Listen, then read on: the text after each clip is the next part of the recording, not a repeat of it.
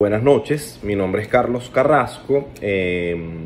Para hacer un resumen sobre mi perspectiva o cómo ha cambiado mi opinión sobre la intervención del Estado a lo largo de esta materia, a lo largo de los puntos que hemos tratado en esta materia, voy a dividirlo en dos partes. El primero es hablar un poco sobre el análisis del derecho desde el punto de vista filosófico. Esto lo voy a conectar con la perspectiva de la existencia del poder o desde el Estado, desde el punto de vista jurídico.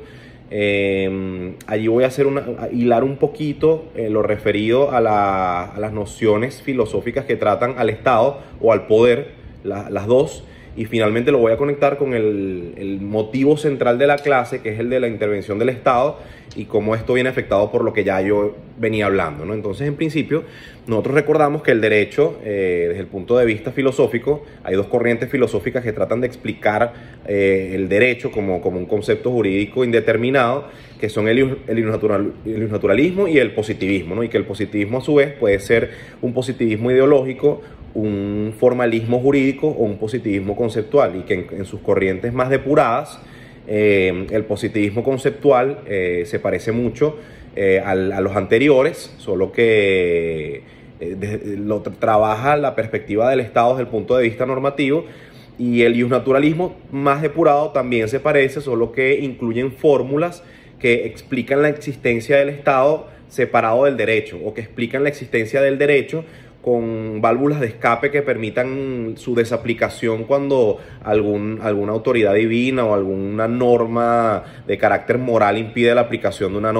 una norma jurídica, ¿no? Entonces, viendo nosotros el derecho desde el punto de vista del positivismo conceptual, que es la filosofía más depurada,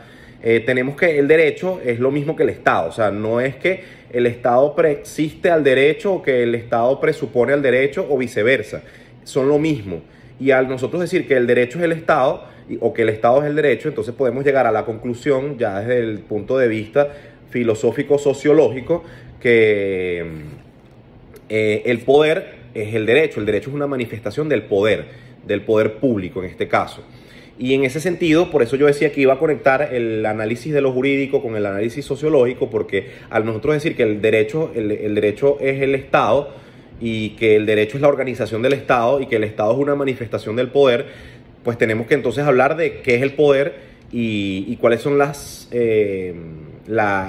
corrientes doctrinales que estudian al poder y al derecho, ¿no? Y nosotros tenemos que en principio son dos. La marxista, que nos habla de una supraestructura, que nos habla de las relaciones económicas subyacentes, eso que Marx llamaba la lucha de clases, y tiene por encima de ella la supraestructura, donde están las organizaciones que los individuos que están en la infraestructura constituyen. Recordemos que la economía desde la escuela austríaca nos habla de un individualismo metodológico, y esto se ve un poco en la doctrina marxista, pero sobre todo cuando él habla de una infraestructura. Y la otra corriente que tenemos es la del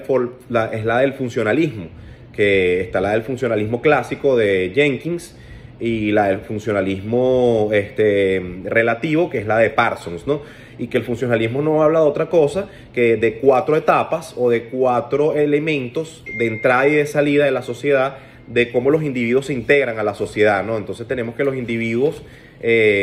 pueden integrarse por un lado. O sea, los individuos tienen un proceso de adaptación a la sociedad y un periodo de integración que permite que estos elementos que están en relación en la sociedad se mantengan en armonía y que la sociedad pueda prosperar, ¿no? Eso nos habla el funcionalismo. Y en ese sentido, cuando nosotros estudiamos el individualismo metodológico desde esta perspectiva que explica la existencia del Estado y que explica la existencia del derecho, podemos decir entonces que no es que hay una intervención del Estado en la actividad empresarial, sino que hay una intervención de los individuos que hacen vida en el Estado en la actividad empresarial. Y la consecuencia de esto es que nosotros podamos decir que el derecho no es el culpable de que una sociedad funcione mejor o peor, como lo hemos visto en las clases. O sea, nosotros a lo largo de esta materia, especialmente en los viernes de disrupción, hemos visto que no es que el Estado funciona de mejor o peor manera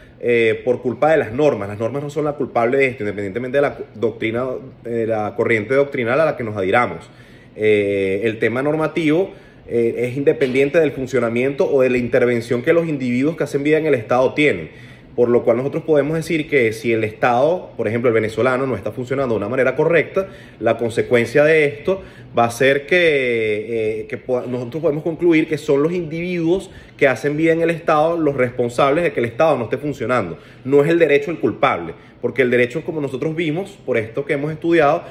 no es otra cosa que la organización del Estado, la organización del poder. Y el poder lo tienen los individuos que hacen vida en el Estado. Por lo cual, si nosotros entendemos que a mayor o menor intervención del Estado, esto va a ser más o menos perjudicial para la actividad empresarial, también podemos decir que depende de qué individuos hacen vida en el Estado, nosotros vamos a poder saber cuándo la intervención del Estado va a ser más o menos perjudicial. Entonces, normalmente tiene una identidad el hecho de que hayan individuos que entienden que mucha intervención es perjudicial para la actividad empresarial y que por esto la aplicación o el uso del derecho que le dan a esta intervención del Estado es poca, y por eso hay estados que prosperan. Mientras hay individuos que, ya sea por sus intereses particulares, porque por supuesto las personas tienen agendas y esas agendas son personales porque cada quien, como lo dice el individualismo metodológico, actúa según sus propios intereses. Al actuar estos individuos por sus propios intereses, intervienen en mayor medida en la actividad empresarial, y ahí es donde podemos ver las desviaciones que hacen que un Estado fracase. Y esto es lo que vimos a lo largo de la materia, cuando a lo largo de los viernes de disrupción vimos cómo esta intervención del Estado en efecto puede resultar perjudicial, y que por eso nosotros hemos llegado a la conclusión general o mayoritaria en el curso de que a mayor intervención del Estado peor resulta o peor se maneja una sociedad. Muchas gracias.